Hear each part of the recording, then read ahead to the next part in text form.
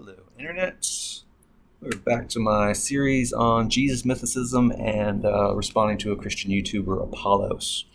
And Apollos says it is extremely likely that Jesus rose from the dead on the basis of the crucified Jesus, the empty tomb, and the martyrdom-worthy sincerity and vivid group experiences of the resurrected Jesus to friends and foes of the Jesus movement.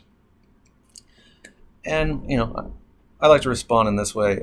But there's also a really good secular historical case that Jesus predicted he would return to resurrect everyone from the dead within the lifetimes of his own disciples, and that impossible to miss event for all of humanity obviously didn't happen. So if Jesus was a false prophet in regards to the final resurrection, he probably wasn't the first fruits of that resurrection. And a circumstantial case culled from ancient religious propaganda, highly biased, pious works with an obvious agenda that show many signs of correcting each other for merely ideological and credulous reasons, is not particularly good evidence.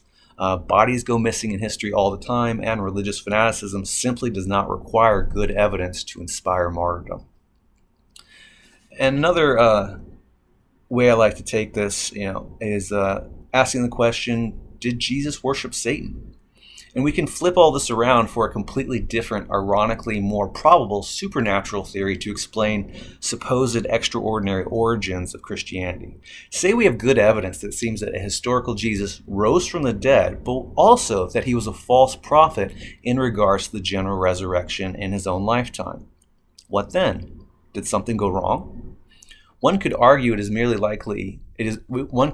is more likely that Jesus worshipped Satan in the desert when he was tempted, forfeiting this creation to Satan, and that Satan continued the ministry as a charade, deceiving Jesus to make him feel like things might still be on track, because that's what he still wanted to believe. And Satan did all this to mock God and celebrate his satanic victory for ages to come.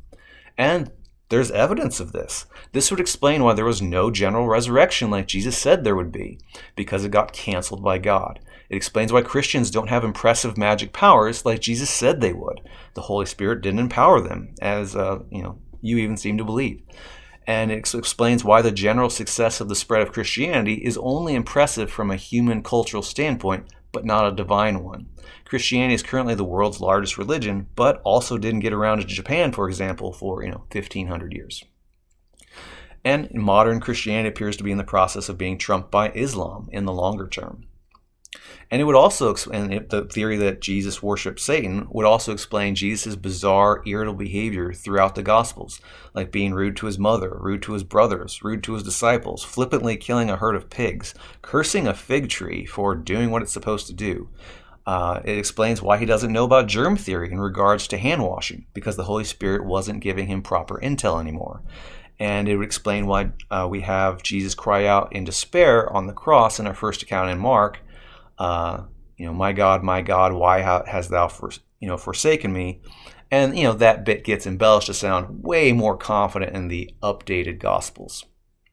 So maybe Jesus was finally figuring out that this didn't work out right, did it? Not to mention, the idea of setting almost everyone on fire for all eternity for the crime of being born imperfect is quite the demonic teaching that pervades Jesus' ministry. One might think Satan would be more likely the culprit there as well. So, Satan makes a body go missing and then does his thing, appearing deceptively to Jesus' disciples. This also explains why Jesus doesn't appear to look just like Jesus in all of the appearance accounts, because, Satan was struggling to get the appearance thing right. I don't at all believe in the Satan worship Jesus theory. I don't believe it's a good case that Jesus rose from the dead at all. But I use it as an example of taking all of the evidence seriously. Modern Christian apologetics ignores a lot of significant trends of damning evidence to hyper-focus on just one issue, the resurrection of Jesus, that they think they can prop up with a real historical case.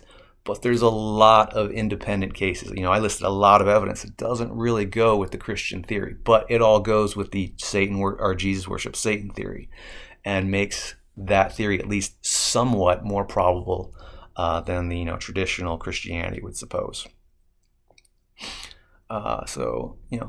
Just about everything counts for something. If the general resurrection was supposed to happen but didn't, if modern Christians are supposed to have faith-based magic superpowers but don't, if Jesus' behavior was supposed to be that of a divine being but wasn't, then what do we make of an apparently good case for a resurrection of Jesus?